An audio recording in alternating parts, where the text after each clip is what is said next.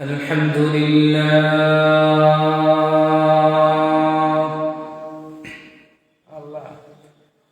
الحمد لله نحمده ونستعينه ونستغفره ونؤمن به ونتوكل عليه ونعوذ بالله من شرور أنفسنا ومن سيئات أعمالنا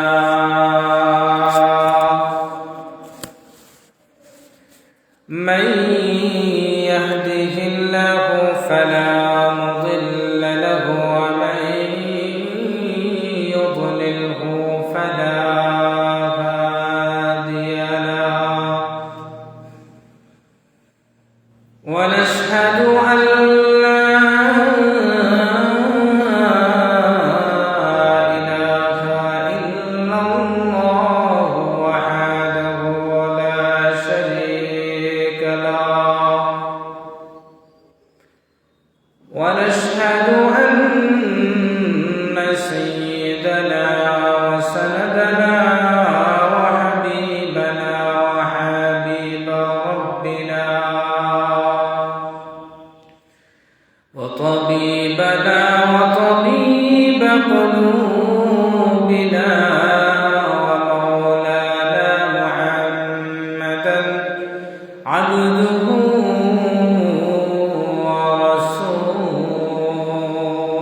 ورسوله الذي أرسله بالحق بشيرا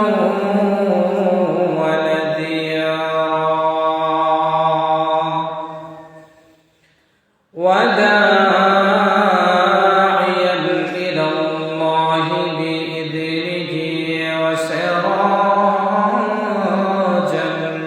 منيرا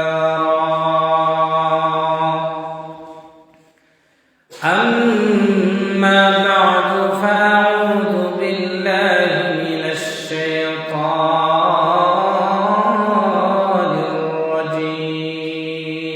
الرجيم بسم الله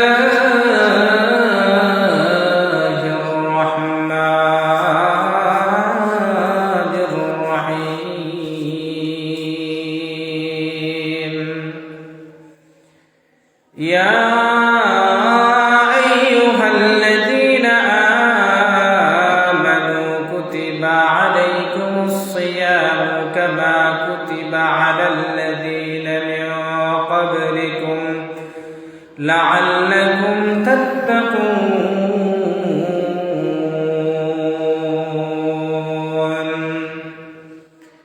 وقال سيدنا رسول الله صلى الله عليه وسلم من صام رمضان إيمانا واحتسابا غفر له ما تقدم من ذنبه أو كما قال النبي عليه الصلاة والسلام صدق الله مولانا العظيم وصدق رسوله النبي الكريم ونحن على ذلك من الشاهدين والشاكرين والذاكرين والحمد لله رب العالمين اللهم صل على محمد وعلى آل محمد كما صليت على إبراهيم وعلى آل إبراهيم إنك حميد مجيد اللهم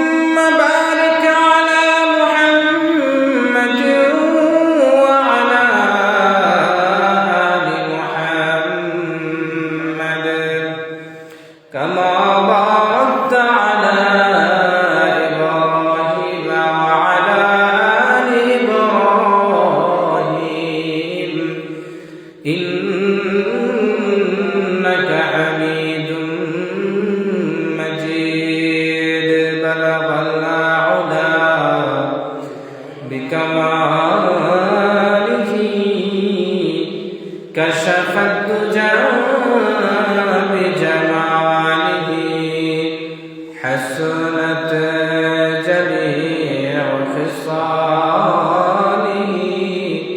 صلوا عليه وآله عشق محبوب خدا جس دل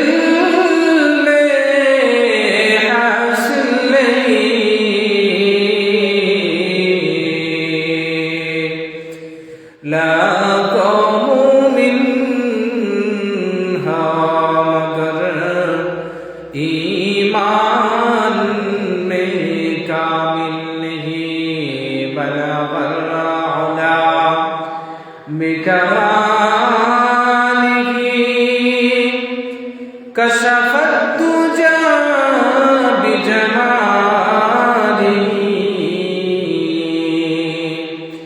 हसनत जमीअ खिसालिही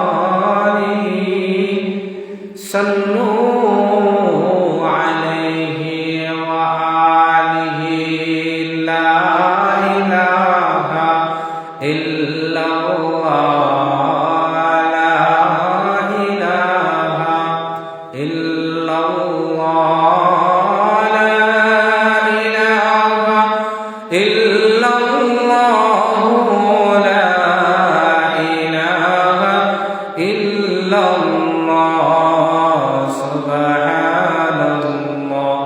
अल्हम्दुलिल्लाह ला इलाहा इल्लल्लाह ला इलाहा इल्लल्लाह ला इलाहा इल्लल्लाह तेरे सिवा माबूद हकीकी कोई नहीं है कोई नहीं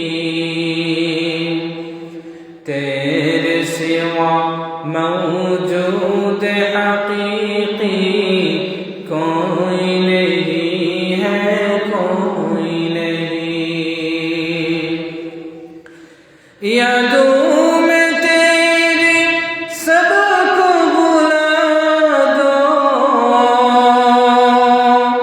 यादों में तेरी सबको बुला दो कोई न मुझको याद रहे सब खुशियों को आग लगा दो सब खुशियों को आग लगा दो खाने दिल आबाद रहे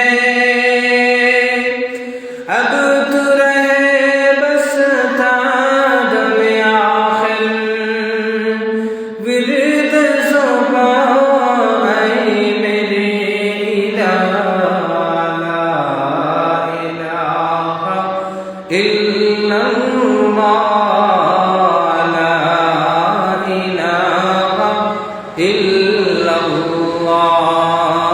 ला इलाहा इल्लल्लाह ला इलाहा इल्लल्लाह ला इलाहा इल्लल्लाह मुहम्मदुर रसूलुल्लाह सल्लल्लाहु अलैहि वसल्लम।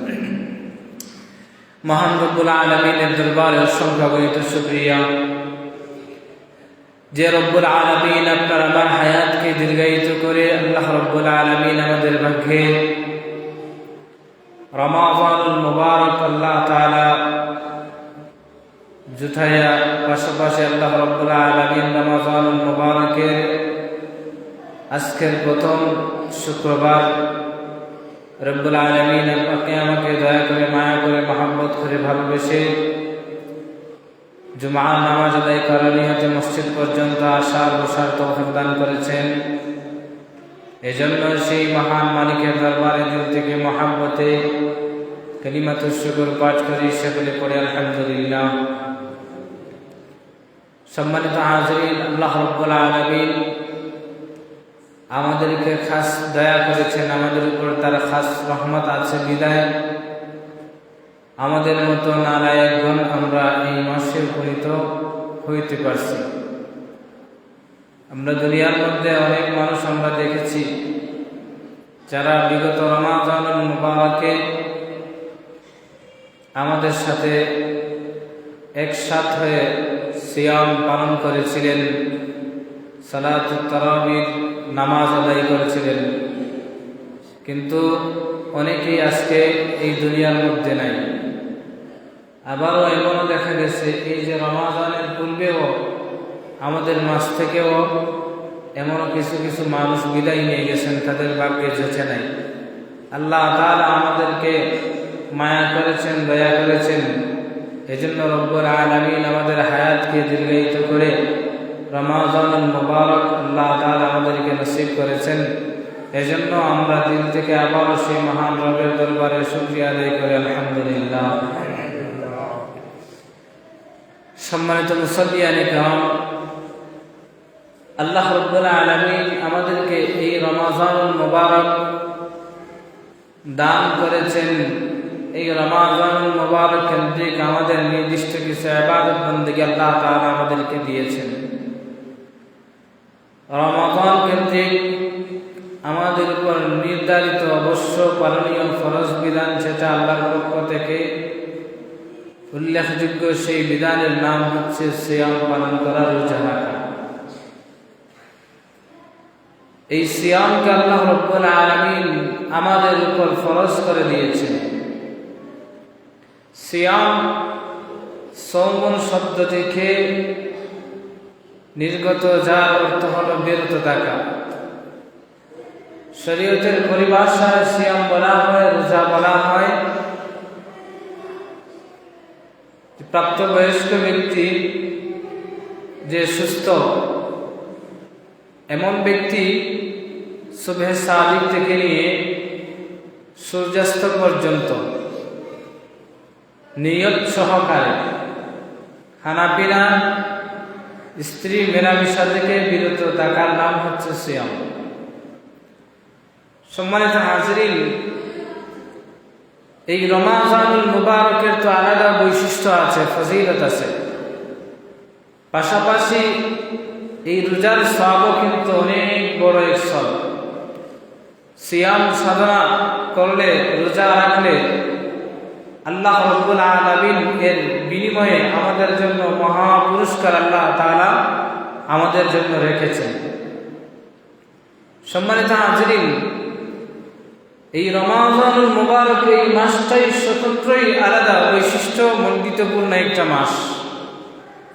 আল্লাহ রাব্বুল আলামিন বছরের যে বাকি 11 মাস আছে, এই পুরো 11 মাস জুড়ে ফেরেশতাদের মাধ্যমে এই জান্নাতকে আল্লাহ তাআলা তৈরি যে জান্নাত আছে, এই জান্নাতকে সুসজ্জিত করেন শুধুমাত্র এই রমাদানের জন্য, যাতে ইমানদার বান্দা-বান্দি এই রমাদানুল মুবারক মাসে উপনীত হয়ে ইবাদত বন্দেগীর মাধ্যমে যাতে ওই সুসজ্জিত জান্নাতের উপযুক্ত হতে পারে, এজন্য পুরো 11 মাস আল্লাহ রাব্বুল আলামিন জান্নাতকে তিনি এই মাসের সম্মানার্থে নিশ্চিত করেন। যখন রমাদানুল মুবারকের প্রথম যে রাত্রি আছে, এই রাত্রি যখন শুরু হয়, হাদিসের মধ্যে এসেছে আল্লাহ রাব্বুল আলামিন জান্নাতের যে 8টা দরজা আছে, এই 8টা দরজাকে খুলে দেন। এই খুলে দেওয়া ওই সময় থেকে নিয়ে একদম রমাদানের শেষ পর্যন্ত, শেষ দিন পর্যন্ত ওই রকম ভাবে জান্নাতের দরজাগুলা কি থাকে, খোলা অবস্থায় থাকে। এটা এই মাসের শ্রেষ্ঠত্বের কারণে, এই মাসের মর্যাদার কারণে আল্লাহ রাব্বুল আলামিন এইরকম করে থাকেন। আর জাহান্নামের যে 7টা দরজা আছে, এই দরওয়াজাগুলোকে আল্লাহ রাব্বুল আলামিন এই মাসের সম্মানার্থে বন্ধ করে দেন। এজন্য কোনো কোনো রিওয়ায়াতের মধ্যে পাওয়া যায়, কোনো ব্যক্তি যদি, কোনো মানুষ যদি রমাজানুল মুবারকের দিনে বা রাত্রিতে যদি মারা যায়, তাহলে আল্লাহ রাব্বুল আলামিন কিয়ামত পর্যন্ত তার কবরের যে আযাব, এই আযাবকে মাফ করে দেন। সুবহানাল্লাহ।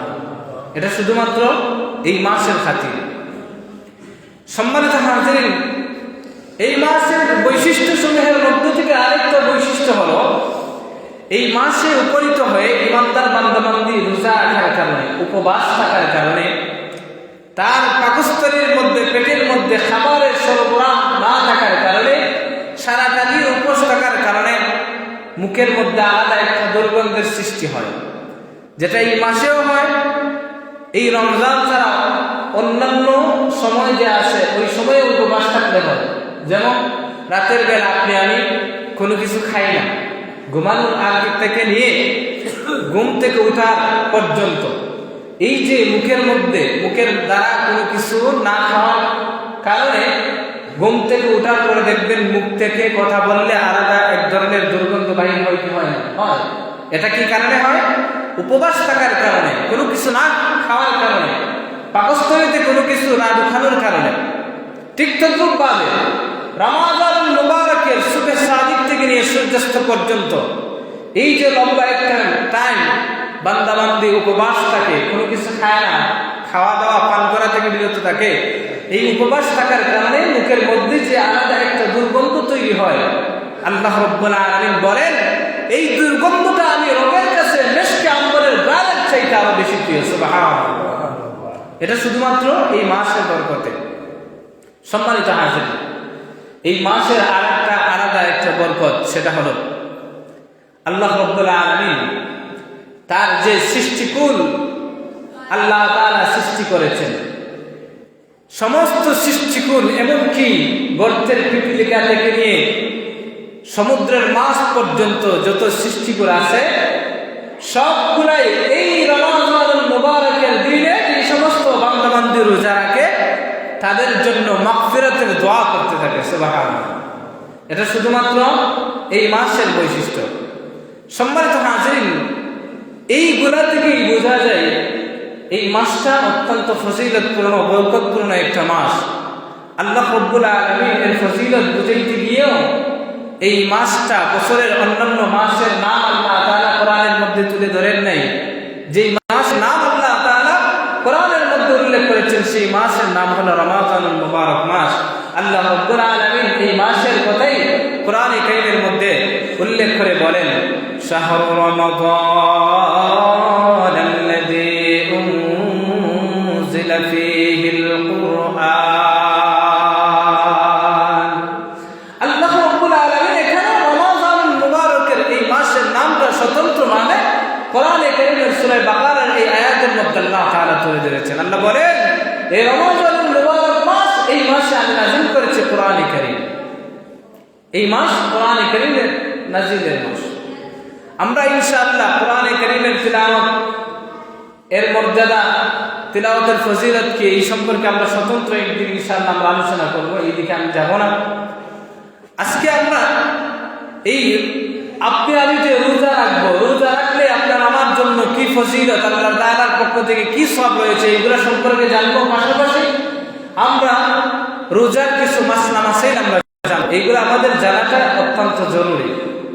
সম্মানিত হাজিরিন, উলামায়ে কেরাম কোরআন সুন্নাহর আলোকে একজন রোজাদার রোজা রাখলে তার জন্য কি ফজিলত, তার জন্য কি সওয়াব নিহিত রয়েছে, কোরআন সুন্নাহ ঘাটাঘাটি করে তারা কিছু ফজিলতের কথা উল্লেখ করেছেন। সম্মানিত হাজিরিন, একজন রোজাদার যখন সে রোজা রাখে, এই রোজা রাখার কারণে সর্বপ্রথম সর্বশ্রেষ্ঠ যেই মর্যাদা, যেই ফজিলত আল্লাহ রাব্বুল আলামিন এই বান্দাবান্দিকে দান করেন, সেটা হলো আল্লাহ রাব্বুল আলামিন রোজা রাখার মাধ্যমে বান্দাবান্দিকে তাকওয়ার দৌলত দান করেন। সুবহানাল্লাহ। আল্লাহ তাআলা আমার তিলাওয়াতকৃত আয়াতের মধ্যে ঘোষণা করেন, ইয়া আইয়ুহাল্লাযীনা আমানু কুতিবা আলাইকুমুস সিয়ামু কামা কুতিবা আলাল্লাযীনা মিন ক্বাবলিকুম লাআল্লাকুম তাত্তাকুন। আল্লাহ রাব্বুল আলামিন বলেন, হে ঈমানদারেরা, আমি তোমাদের উপর রমাজানুল মুবারকের সিয়াম সাধনাকে বিধিবদ্ধ করে যেই রকম ভাবে তোমাদের পূর্ববর্তী উম্মতদেরকে আমি আল্লাহ রাব্বুল আলামিন এই রোজার বিধানকে দিয়েছিলাম। কেন আল্লাহ রাব্বুল আলামিন বলেন লাআল্লাকুম তাত্তাকুন, যাতে এই সিয়াম পালন করার মাধ্যমে তোমরা মুত্তাকি হতে পারো।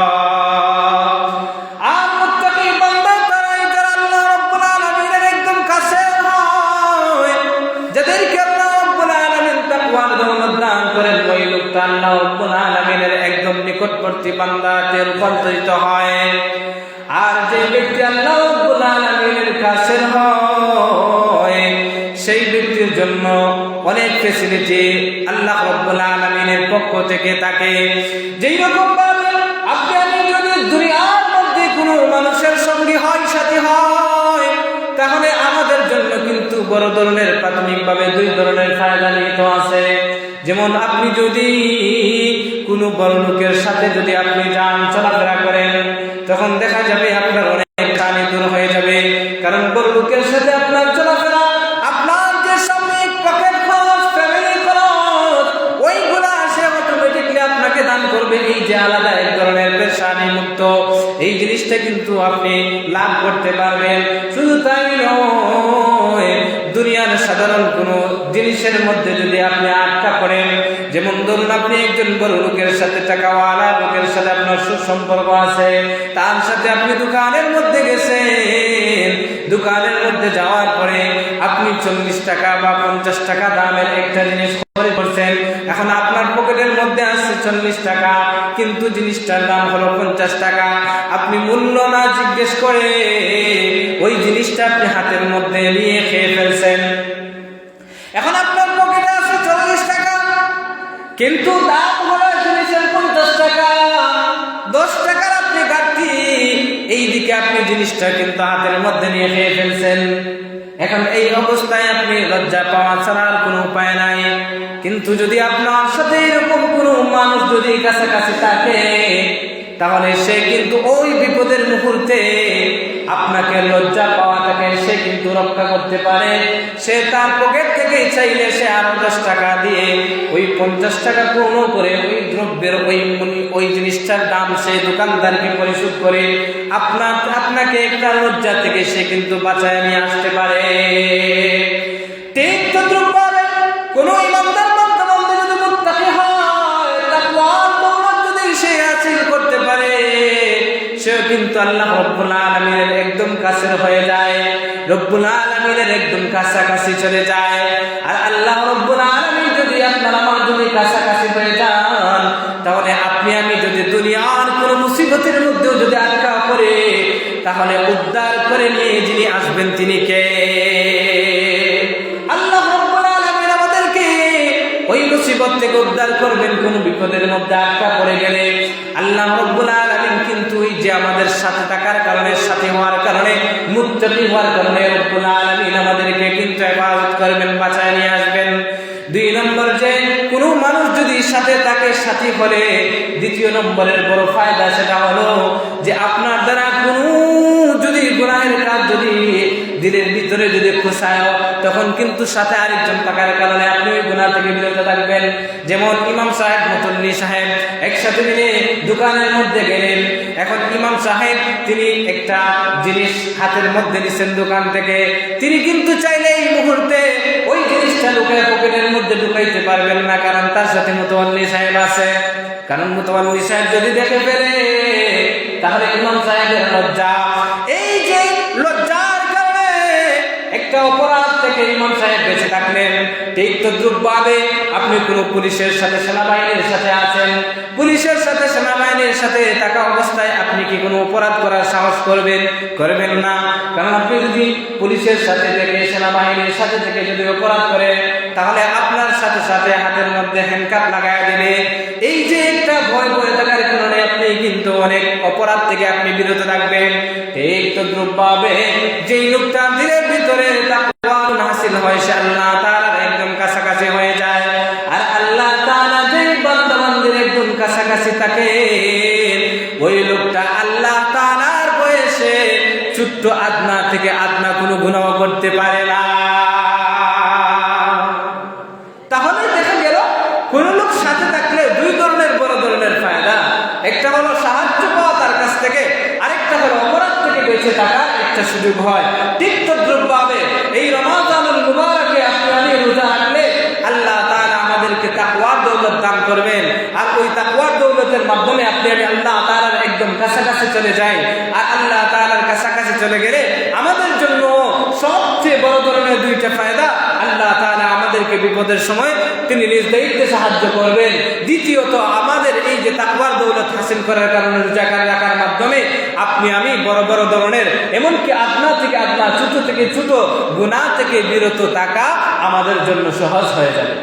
এই হচ্ছে রমাদানুল মুবারকের সিয়াম সাধনার প্রথম নম্বর আমাদের ফায়দা। 2 নম্বর ফায়দা, হাদিসে পাকের মধ্যে আল্লাহর হাবিব সাল্লাল্লাহু আলাইহি ওয়াসাল্লাম বলেন, কুল্লু আমাল ইবনি আদম লাহু ইল্লা সিয়াম ফাইন্নাহু লি ওয়া আনা আজজি বিহি। বান্দা যত সমস্ত আমল করে সমস্ত আমলের সওয়াব আল্লাহ রাব্বুল আলামিন ফেরেশতাদের মাধ্যমে দিয়ে থাকেন, কিন্তু রোজার ব্যাপারটা হলো ভিন্ন।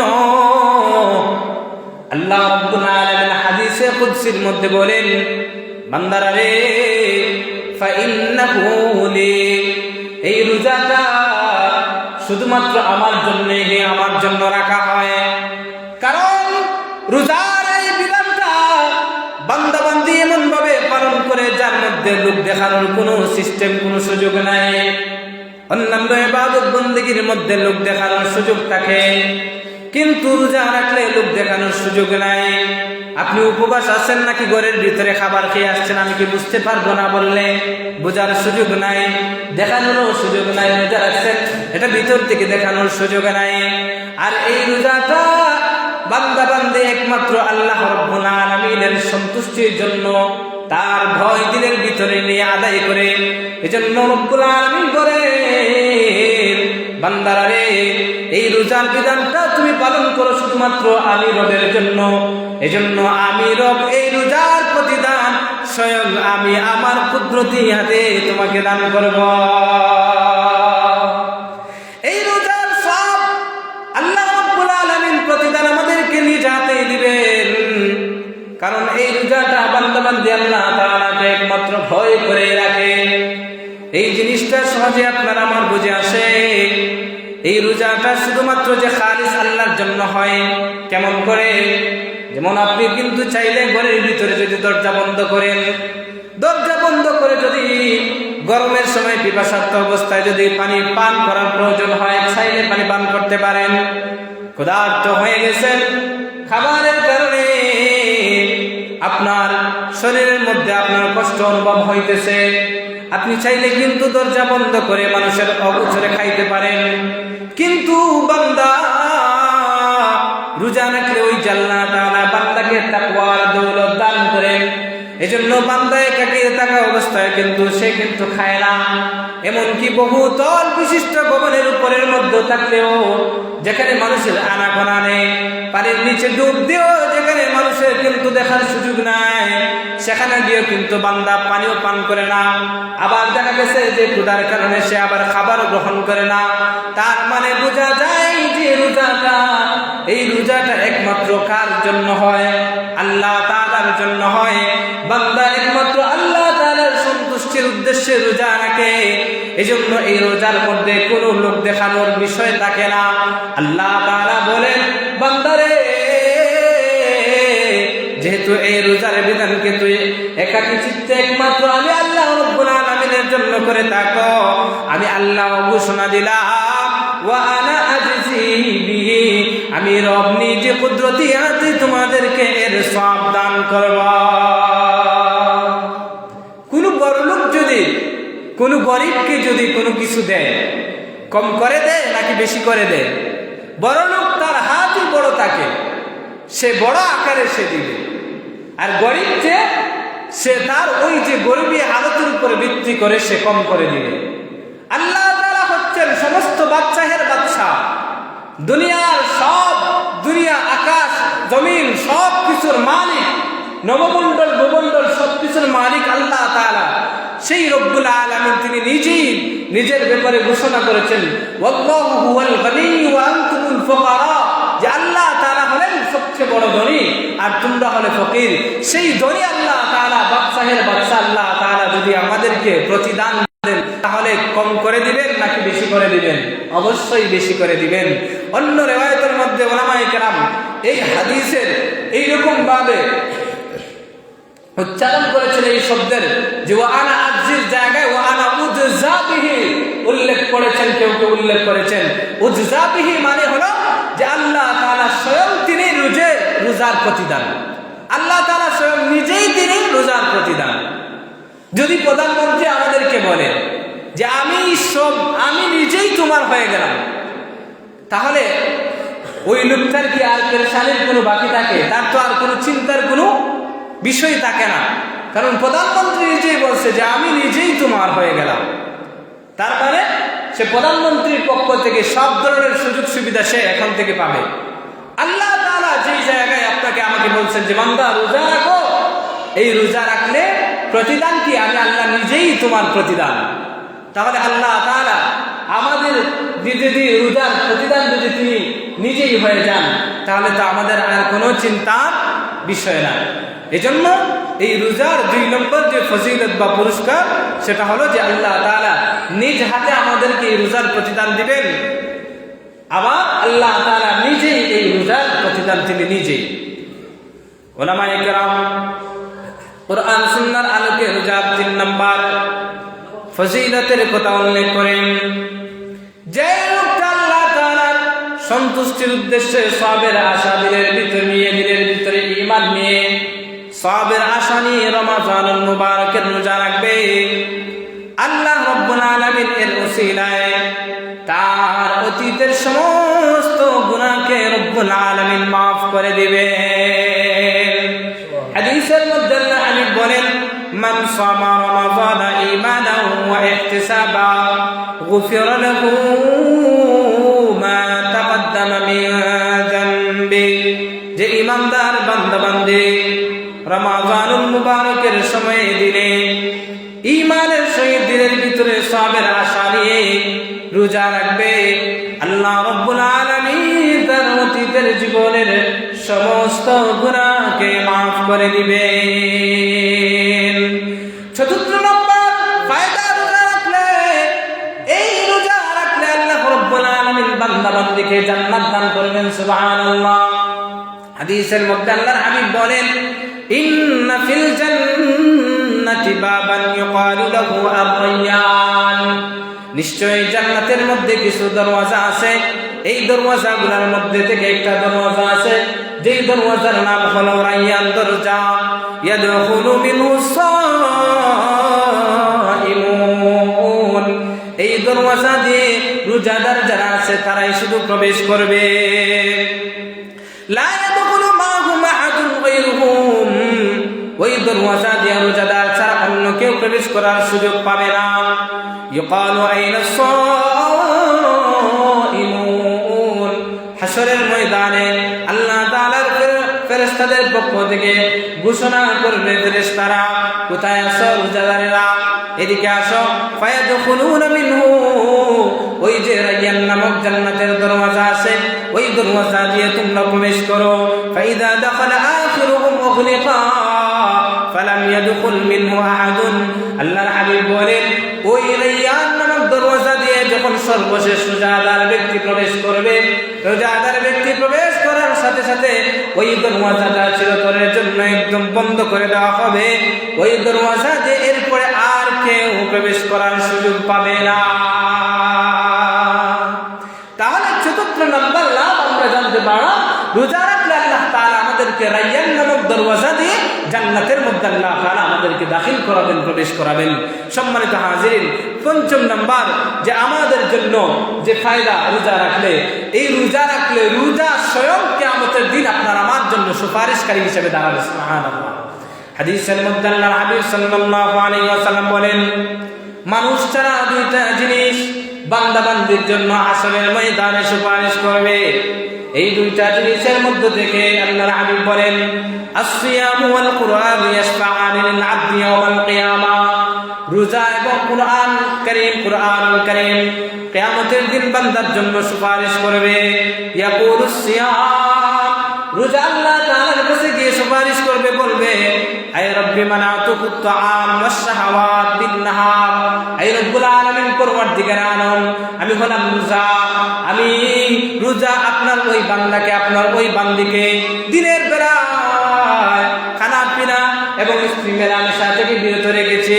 আয় আল্লাহ ফাশাফি'নি ফিহি, আজকে সে আটকা পড়ে গেছে, তার ব্যাপারে আমি সুপারিশ করতে আসছে। আপনি আমার পক্ষ থেকে আপনি আমার সুপারিশ, তার পক্ষে আমার সুপারিশকে আপনি গ্রহণ করুন। হাদিসের মধ্যে আল্লাহর হাবিব বলেন ফায়ুশাফাআন, রোজা যে বান্দা বান্দির পক্ষে সুপারিশ করবে, ওই সুপারিশ করার কারণে আল্লাহ রাব্বুল আলামিন রোজার এই সুপারিশটাকে তিনি কবুল করবে। রোজা সুপারিশ করে আমাদেরকে কি করবে? জান্নাতের মধ্যে নিয়ে যাবে। সম্মানিত হাজিরিন, এই রোজা রাখলে আরেকটা আমাদের জন্য 6 নম্বর যে ফায়দা সব, সেটা হলো এই রোজা রাখার কারণে আপনার আমার মুখের মধ্যে যে দুর্গন্ধ হয়, ওই দুর্গন্ধটা আল্লাহ রাব্বুল আলামিনের কাছে একদম প্রিয়।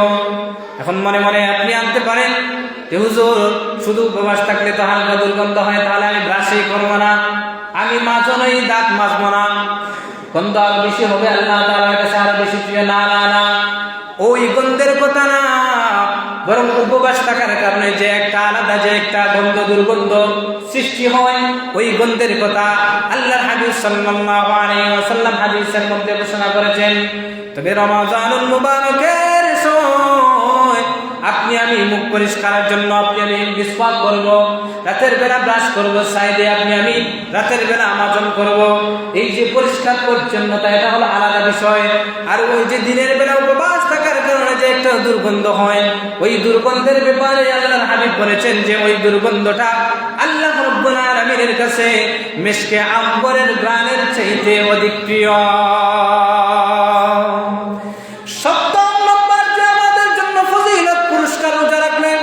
সেটা হলো আল্লাহ রাব্বুল আলামিন রোজা রাখলে ওই বান্দা বান্দিকে জাহান্নাম থেকে আল্লাহ তাআলা হেফাজত করেন, মুক্তি দান করেন।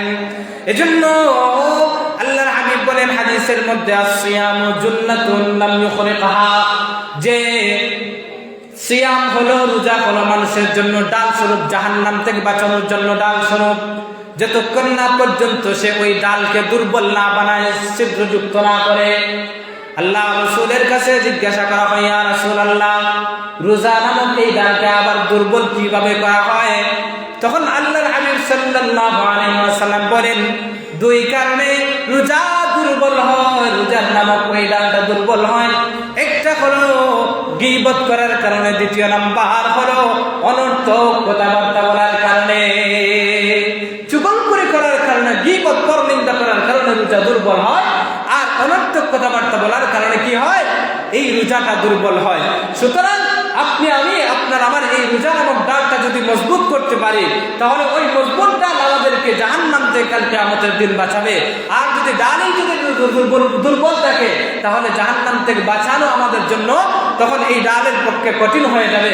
এজন্য আপনি আমি রোজা রাখবো, এই রোজা রাখা অবস্থায় এই যে অনর্থক কথাবার্তা, মানুষের গীবত করা, চুগল করা, ওইগুলা করা থেকে আপনি আমি বিরত থাকার চেষ্টা করব।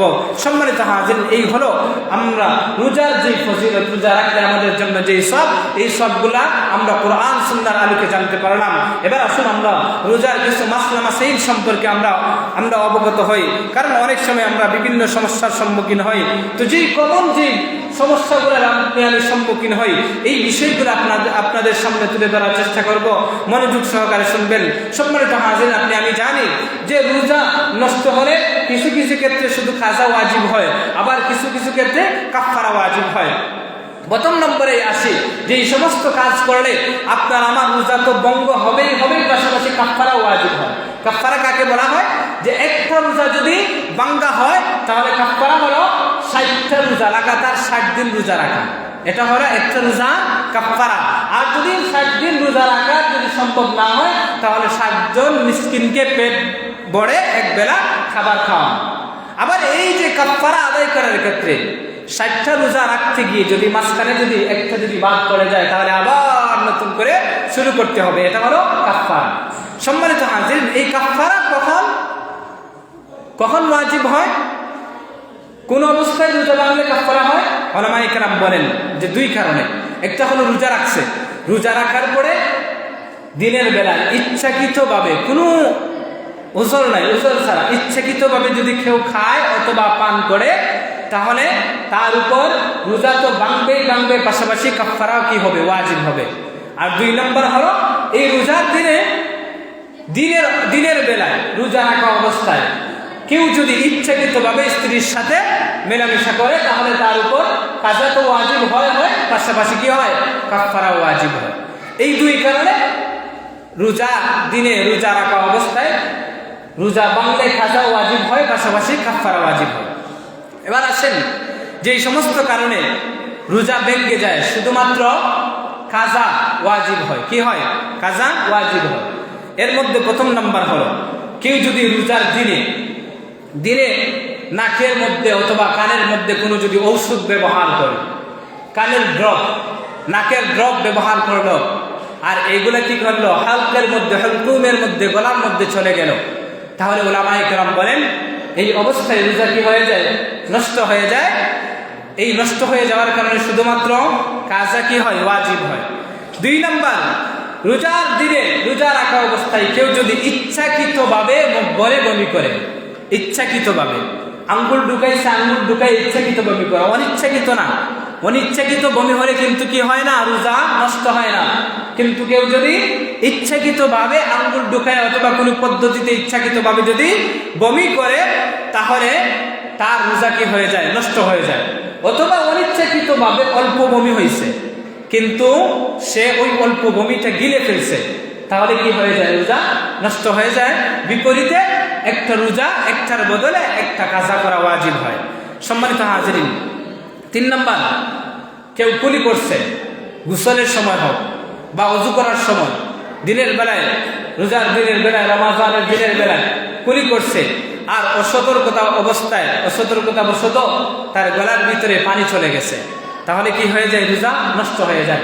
এজন্য উলামায়ে কেরাম বলেন যে রোজার দিনে আপনি যখন ওযু করবেন, গড়গড়ার সহিত কুলি করা না করাই ভালো। গড়গড়ার সহিত কুলি করলে, কারণ বলা যায় না আপনার গলার ভিতরে পানি চলে যেতে পারে, এজন্য গড়গড়া ছাড়াই রোজার দিনে আপনি কি করবেন? ওযু করবেন, সতর্কতার জন্য। সম্মানিত হাজিরিন, এরপরে কোনো ব্যক্তি যদি এমন জিনিস খায় রোজার দিনের বেলায়, যেই জিনিসটা স্বাভাবিকত খাবার হিসাবে গণ্য করা হয় না, যেমন মাটি, এইগুলো কি খাবার? খাবার না, খাবার হিসাবে গণ্য হয় না। অথবা লোহার টুকরা, এইগুলো আমরা খাবার হিসাবে গ্রহণ করি না, এইরকম। অথবা কয়লার টুকরা, অথবা পাথরের টুকরা, এইরকম জিনিস যদি আমি রোজার দিনে যদি খাই, যদি খাওয়া হয়, এইগুলা যদি পেটের মধ্যে চলে যায়, তাহলে উলামায়ে কেরাম বলেন আপনার রোজা কি হয়ে যায়? ফাসিদ হয়ে যায়, নষ্ট হয়ে যায়। বিনিময়ে একটা রোজা কাজা আদায় করতে হয়। সম্মানিত হাজিরিন, এরপরে রোজা নষ্ট হওয়ার আরেকটা কারণ হলো, আমরা অনেকেই আছি বিড়ি খাই, সিগারেট খাই, অনেকে আছে হুক্কাও টানে। দিনের বেলায় গিয়ে যদি বিড়ি সিগারেট খায়, যদি বলে যে হুজুর এটা তো দোয়া খাইলে আবার রোজা ভঙ্গ হবে কি না? কেউ যদি দিনের বেলায় বিড়ি সিগারেট অথবা হুক্কা সেবন করে, তাহলে তার রোজা কি হয়ে যায়? ফাসিদ হয়ে যায়, নষ্ট হয়ে যায়। বিনিময়ে তার একটা রোজা পরবর্তীতে কাজা আদায় করতে হবে। এরপরে আমাদের জন্য আরেকটা বিষয়, সেটা হলো এই রোজার দিনের বেলায় কেউ যদি আগরবাতি অথবা কয়েল যদি জ্বালায়, কয়েল জ্বালানোর পরে ওই আগরবাতির ধোঁয়া অথবা কয়েলের ধোঁয়া যদি ইচ্ছাকৃতভাবে যদি নাকের মধ্যে টেনে নেয়, আর ওই ধোঁয়াটা যদি ভিতরে প্রবেশ করে, তাহলে তার রোজা কি হয়ে যায়? নষ্ট হয়ে যায়। এজন্য আমরা চেষ্টা করব এই যে আগরবাতি বা এই যে কয়েল, এইগুলো দিনের বেলা না জ্বালানোটাই উত্তম। তবে কেউ যদি ইচ্ছাকৃতভাবে যদি টেনে যদি ধোঁয়া যদি ভিতরে না ঢুকায়, তাহলে রোজা নষ্ট হবে না। কিন্তু যদি ইচ্ছাকৃত যদি এরকম করে যে আগরবাতি জ্বালাইছে অথবা কয়েল জ্বালাইছে, ইচ্ছাকৃতভাবে নাক দিয়ে টান দিয়ে ধোঁয়াটা ভিতরের মধ্যে ঢুকায় নিছে, তাহলে উলামায়ে কেরাম বলেন তার রোজা কি হয়ে যায়? নষ্ট হয়ে যায়। এরপরে আমরা অনেকে আছে শ্বাসকষ্টের রোগী, আমরা অনেকে আছে, তাদের কি করতে হয়? এই শ্বাসকষ্টের কারণে ইনহেলার ব্যবহার করতে হয়। কেউ যদি রোজার দিনের বেলায় শ্বাসকষ্টের কারণে যদি ইনহেলার ব্যবহার করে, ওলামায়ে কেরাম বলেন এই ইনহেলার ব্যবহার করার কারণে তার রোজা কি হয়ে যায়? নষ্ট হয়ে যায়। এজন্য রমাদানুল মুবারকের দিনের বেলায় ইনহেলার ব্যবহার না করা চাই। সম্মানিত হাজিরিন, কেউ যদি রোজার দিনের বেলায় ভুলক্রমে খাবার খেয়ে ফেলে অথবা আহার পান করে, পানাহার করলো রোজার দিনের বেলায় ভুলক্রমে, শুরুটা হয়েছে ভুলে, কিন্তু পরবর্তীতে মনে করছে যে আমি তো ভুলক্রমে খেয়ে ফেলছি, আমার রোজা নষ্ট হয়ে গেছে, এইরকম মনে করে সে আবার খেয়ে ফেলছে ইচ্ছাকৃতভাবে, তাহলে এইরকম খাওয়ার কারণে তার কি হয়ে যাবে? রোজা নষ্ট হয়ে যাবে। তবে কেউ যদি ভুলক্রমে খাবার খাইছে অথবা পানি পান করছে, কিন্তু হঠাৎ করে মনে পড়ে গেছে যে আমি তো রোজা, এই অবস্থায় সে খাওয়া বন্ধ করে দিছে, পান করা বন্ধ করে দিছে, তাহলে তার রোজা কিন্তু হয়ে যাবে। কিন্তু যদি মনে করে যে না, আমার তো এই খাওয়ার কারণে বা পান করার কারণে আমার রোজা হয়তো বা নষ্ট হয়ে গেছে, এই কথা ভেবে সে যদি আবার খাওয়া শুরু করে, তাহলে তার রোজা কি হয়ে যাবে? নষ্ট হয়ে যাবে। বিনিময়ে একটা রোজা কাজা আদায় করা তার জন্য ওয়াজিব হবে। এরপরে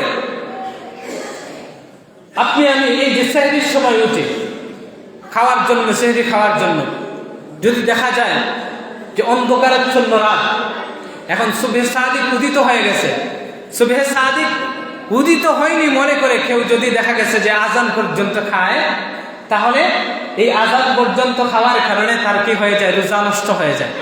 এই জিনিসটা আমাদের মা বোনদের মধ্যে এই জিনিসটা দেখা যায়। আমি ছোটবেলায় দেখেছি, বাড়ির মধ্যে যখন টাকা হইতো তখন মুরব্বী মা চাষিরা যারা আছেন তারা কিন্তু দেখা যায় তারা মনে করেন যে আজান পর্যন্ত মনে হয় খাওয়া যায়, অথচ এই যে ফজরের যে আজান দেওয়া হয়, ফজরের আজানটা দেওয়া হয় সুবহে সাদিক উদিত হওয়ার পরে, ফজরের ওয়াক্ত যখন শুরু হয় তখন কিন্তু আজান দেওয়া হয়। আর আপনার সেহরি খাওয়ার শেষ টাইম হইল সুবহে সাদিক উদিত হওয়ার আগ পর্যন্ত, ফজরের টাইম হওয়ার আগ পর্যন্ত, এর আগ পর্যন্ত আপনি খাইতে পারবেন। ফজরের টাইম হয়ে গেলে, সুবহে সাদিক উদিত হয়ে গেলে এরপরে আপনার খাওয়ার কি নেই? সুযোগ নাই। সুতরাং কেউ যদি এমন হয় যে মনে করেন যে মুয়াজ্জিন সাহেব বা হুজুর মসজিদের মাইক থেকে বলছেন যে সেহরির খাওয়ার সময় শেষ, আপনারা খাওয়া দাওয়া বন্ধ করেন, এখন আপনি মনে মনে ভাবলেন যে না এখনো তো সময় আছে, আর 2 মিনিট 4 মিনিট অপেক্ষা করলেন, পান চাবাইলেন, পান চাবানোর পরে আজান হয়েছে একদিকে, আরেকদিকে আপনি পানি খাওয়া শুরু করলেন।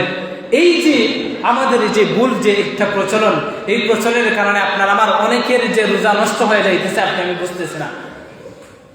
এই জন্য আজান হয়ে গেলে টোটালি কি করা যাবে না? খাওয়া যাবে না, টোটালি খাওয়া যাবে না।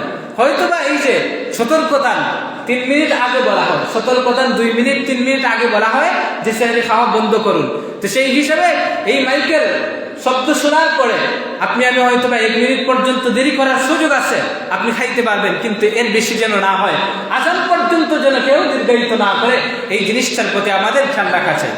সম্মানিত হাজিরিন, ঠিক তদ্রূপভাবে ইফতারের সময় যখন অন্ধকারের জন্য যদি দিন থাকে, আর যদি গরিব দিকে খেয়াল না করে, আজানের দিকে যদি খেয়াল না করে, কেউ যদি মনে করেন যে মনে হয় ইফতারের সময় হয়ে গেছে, আর আপনি ইফতারের সময় হওয়ার আগেই যদি ইফতার করে ফেলেন, তাহলে এই অবস্থায় আপনার রোজা নষ্ট হয়ে যাবে। পাশাপাশি কাফারা ওয়াজিব নয়, বরং শুধুমাত্র একটা কাজা ওয়াজিব হবে। সম্মানিত হাজির, এরপরে আরেকটা মাসআলা, সেটা হলো রোজা রাখতে গেলে, রোজা সহি হওয়ার জন্য আমাদের নিয়ত করা ফরজ। এটা রোজার ফরজ, নিয়ত করতেই হবে। নিয়ত এটা আপনি মুখে বাংলাতে উচ্চারণ করে করতে পারবেন, আরবিতে উচ্চারণ করে করতে পারবেন। আবার যদি মনে করেন যে ওই যে সেহরির সময় যে আপনি খাওয়ার জন্য, সেহরি খাওয়ার জন্য যে উঠলেন, এটা তো রোজা রাখার নিয়তেই আপনি উঠছেন খাওয়ার জন্য, এটাও আপনার কি হয়ে যাবে? নিয়ত হয়ে যাবে। সম্মানিত হাজিরিন, এই নিয়ত করতে গিয়ে কেউ যদি বিলম্ব করতে করতে এমন হয় যে দুপুর গড়ায় গেছে, দুপুর যদি গড়ায় যায়, দুপুরের আগে নিয়ত করতে হয়। যদি দুপুর গড়ায় যায় এরপরে যদি নিয়ত করেন, তাহলে আপনার ওই দিনের রোজা কি হয়ে যাবে? নষ্ট হয়ে যাবে, ফাসিদ হয়ে যাবে। এজন্য দুপুরের আগে আগে আপনার রোজার নিয়ত করতে হবে। সম্মানিত হাজিরিন, এরপরে আরেকটা মাসআলা, সেটা হলো আপনার দাঁতের ফাঁক দিয়ে যদি রক্ত বের হয়, যে কোনো কারণে যদি রক্ত বের হয়, আর ওই রক্তের পরিমাণটা যদি থুতু থেকে যদি বেশি হয়, আর ওই পরিমাণটা বেশি হওয়ার কারণে আপনি কি করছেন? এগুলা বাহিরে না ফেলে আপনি গিলে ফেলছেন। এই ইচ্ছাকৃত গিলে ফেলার কারণে আপনার রোজা কি হয়ে যাবে, নষ্ট হয়ে যাবে। এজন্য দাঁত থেকে যদি, দাঁতের ফাঁক থেকে যদি রক্ত বাহির হয় আর ওই রক্তের পরিমাণটা যদি তুতু থেকে যদি বেশি হয় তাহলে তু করে আপনি বাহিরে ফেলবেন, এইগুলা গিলে ফেলবেন না। গিললে আপনার কি হয়ে যাবে, রোজা নষ্ট হয়ে যাবে। তবে হ্যাঁ, যদি শুধুমাত্র তুতু থাকে, তুতু যদি অল্প হয় বেশিও যদি হয়, এইগুলার কারণে কি হয় না, রোজা নষ্ট হয় না। তবে উলামায়ে কেরাম বলেন কেউ যদি তুতু মুখের মধ্যে জমায় আবার মুখের ভিতরে যদি আবার গলার মধ্যে জমায় যদি গিলে ফেলে তাহলে সেটা মাকরুহ হয়। এরকম না করাটা উত্তম। তবে যদি তুতু যদি বাহিরে ফেলার পরে যদি ওই তুতু আবার খেয়ে ফেলে তাহলে রোজা কি হয়ে যায়, নষ্ট হয়ে যায়। অন্যথায় যদি মুখের ভিতরে হালকা তুতু আসে আর ওই তুতু যদি গিলে ফেলে তাহলে কি হয় না, রোজা নষ্ট হয় না। সম্মানিত হাজিরিন, এরপরে কেউ যদি দিনের বেলায় যদি মাস্টারবেশন করে আর এই অবস্থায় যদি তার গোসল ফরজ হয় তাহলে তার কি হবে, রোজা ফাসিদ হয়ে যাবে। বিনিময়ে তার একটা কি করতে হবে, রোজা রাখতে হবে। এরপরে এই দিনের বেলায় যদি পেশাব পায়খানা রাস্তা দিয়ে যে সাবুস্টিটর বা ডুস যে ব্যবহার করা হয়, কেউ যদি দিনের বেলায় এইগুলা ব্যবহার করে তাহলে তার রোজা কি হয়ে যাবে, নষ্ট হয়ে যাবে। সম্মানিত হাজিরিন, এরপরে আপনি আমি অনেকেই আছি পান খাইতে অনেক সময় ঘুমায়া যায়। সেই সময় মুখের মধ্যে পান দিছি, পান দিয়া এখন শুইছি, হঠাৎ করে চোখ লাগা গেছে, এখন ঘুম থেকে জাগ্রত হয়েছি, দেখি এখন সকাল হয়ে গেছে, এমত অবস্থায় পান আমার মুখের ভিতরে রয়ে গেছে। এইরকম যদি অবস্থায় হয় তাহলে আপনার রোজা কি হয়ে যাবে, নষ্ট হয়ে যাবে। এজন্য পান খাওয়ার যদি প্রয়োজন হয় তাহলে সজাগ থাকা অবস্থায় আপনি পান খেয়ে মুখ পরিষ্কার করে তারপরে ঘুমান, নামাজ পড়ে তারপরে ঘুমান। আর যদি এমন অবস্থা হয় যে পান মুখের মধ্যে দিচ্ছেন আর পান নিয়ে আপনি ঘুমিয়ে গেছেন আর এই ঘুমন্ত অবস্থায় দেখা গেছে সকাল হয়ে গেছে, এখন দেখছেন মুখের মধ্যে পান রয়ে গেছে, তাহলে আপনার কি হয়ে যাবে, রোজা নষ্ট হয়ে যাবে। সম্মানিত হাজিরিন, এইরকম ভাবে আরো অনেক মাসলা মাসাইল আছে যেগুলো আমরা সমস্যার সম্মুখীন হইলে আমরা এই জিনিসটা আমাদের সামনে আসে। এজন্য কোনো মাসলা মাসাইলের সমস্যার যদি সম্মুখীন হয়, মাসলা মাসাইল জানার যদি প্রয়োজন হয়, আমার যদি জানা না থাকে তাহলে আমার দ্বারস্থ যে ওলামায়ে কেরাম, বিজ্ঞ ওলামায়ে কেরাম আছেন তাদের কাছ থেকে জেনে নিব। সম্মানিত হাজিরিন, সংক্ষেপে আমি আর কয়েকটা বিষয়, যেই বিষয়গুলা করলে রোজা নষ্ট হয় না, এই বিষয়গুলা বলেই আমি আমার আলোচনা শেষ করব। সম্মানিত হাজিরিন, কেউ যদি বলে পানাহার করে তাহলে তার কি হয় না, রোজা নষ্ট হয় না। এই ক্ষেত্রে জোয়ান বুড়া, এই ক্ষেত্রে উলামায়ে কেরাম বলেন যদি কোনো বুড়া মানুষ যদি দিনের বেলায় ভুলক্রমে যদি পানাহার করে আর আপনি দেখছেন, আপনি তাকে বাধা দিবেন না, রোজার কথা স্মরণ করাই দিবেন না, বরং সে খাক, তার স্মরণ হওয়া আগ পর্যন্ত সে খাক। বুড়ো মানুষ হইলে তাকে এই সুযোগ দেওয়া, যখন সে খেয়ে ফেলবে তখন বলবেন চাচা আপনি তো রোজা ছিলেন, চাচি আপনি তো রোজা ছিলেন, মা আপনি তো রোজা ছিলেন। তখন সে এমনিতেই দম খেয়ে উঠবে, তখন সে যদি বন্ধ করে দেয় খাওয়াটা তখন তার রোজা হয়ে যাবে। আর যদি জোয়ান হয়, সুস্থ সবল শরীরের অধিকারী যদি হয়, এখন দেখছেন আপনার পাশে একজন খাইতেছে ভুলক্রমে, তাহলে আপনার জন্য উচিত হলো সাথে সাথে স্মরণ করে দেওয়া, কারণ তার শরীরের মধ্যে পর্যাপ্ত পরিমাণ শক্তি আছে। সম্মানিত হাজির, এই ভুলক্রমে কেউ যদি দিনের বেলায় খায় অথবা পান করে তাহলে তার রোজা কি হয় না, নষ্ট হয় না। দিনের বেলায় চোখের মধ্যে কেউ যদি এই সুরমা ব্যবহার করে অথবা যদি আতর ব্যবহার করে তাহলে কি হয় না, রোজা নষ্ট হয় না। এরপরে সেহরির আগে, সেহরির টাইম শেষ হওয়ার আগে কেউ যদি স্ত্রীর সাথে যদি থাকে রাতের বেলা তাহলে তার কি হয় না, রোজার কোনো ক্ষতি হয় না। সম্মানিত হাজির, এটা হচ্ছে রাতের বেলা, সেহরির আগে, তো দিনের বেলা নয়। দিনের বেলা হয়তো কাজা কাফারা, এটা ওয়াজিব হয়ে যাবে। সম্মানিত হাজিরিন, এরকম ভাবে কেউ যদি দিনের বেলায় অনিচ্ছাকৃত মুখ ভরেও যদি বমি হয়, অনিচ্ছাকৃত যদি এই বমিটা হয় তাহলে কি হয় না, রোজা নষ্ট হয় না। যেমন অসুস্থতার কারণে, জ্বরের কারণে অথবা কোনো সমস্যা, পেটের সমস্যার কারণে বমি হয়ে গেছে, মনে করবেন না যে রোজা নষ্ট হয়েছে, না, বরং এই অনিচ্ছাকৃত বমি হওয়ার কারণে আপনার কি হবে না, রোজা নষ্ট হবে না। এরপরে শরীরের মধ্যে, মাথার মধ্যে, দাড়ির মধ্যে তেল ব্যবহার করলে রোজা নষ্ট হয় না। সম্মানিত হাজির, মশা মাছি, অনিচ্ছাকৃতভাবে যদি মশা মাছি যদি মুখের ভিতরে ঢুকে যায় আর এটা যদি গলার ভিতরে চলে যায় তাহলে আপনার কি হবে না, রোজা নষ্ট হবে না। এরপরে মা বোনরা যারা আছেন রান্নাঘরের মধ্যে, আপনারা রান্না বান্না করেন, এই রান্না বান্না করতে গিয়ে অনেক সময় দোয়া ছড়াই কি ছড়ায় না, এই যে রান্না বান্নার দোয়া অথবা রাস্তাঘাটে চলতে গিয়ে যে ধুলাবালির যেগুলা উড়ে, এইগুলো যদি মুখের ভিতরে যদি ঢুকে তাহলে কি হয় না, রোজা নষ্ট হয় না। সম্মানিত হাজিরিন, এই রোজার দিনের বেলায় যদি স্বপ্নদোষ হয় তাহলে রোজা নষ্ট হয় না। এরপরে হচ্ছে যে দিনের বেলায় অথবা এই যে আসরের পরে মাগরিবের আগ মুহূর্তে আপনি দোয়ার মধ্যে লেগেছেন, দোয়া অবস্থায় চোখের পানি মুখের মধ্যে চলে গেছে, এই যে দোয়ার চোখের যে পানি মুখের ভিতরে গেলে কি হয় না, রোজা নষ্ট হয় না। এছাড়া আরো অনেক মাসলা মাসাইল রয়েছে, আমরা যে এগুলো জানি না, আমরা উলামায়ে কেরামদের কাছ থেকে জিজ্ঞাসা করে জানবো। আমরা যে এগুলো আজকে আলোচনা করলাম, আল্লাহ রাব্বুল আলামিন যেন আমাদের সবাইকে আমল করার তৌফিক দান করেন। ওয়া আখিরু দাওয়ানা আলহামদুলিল্লাহ।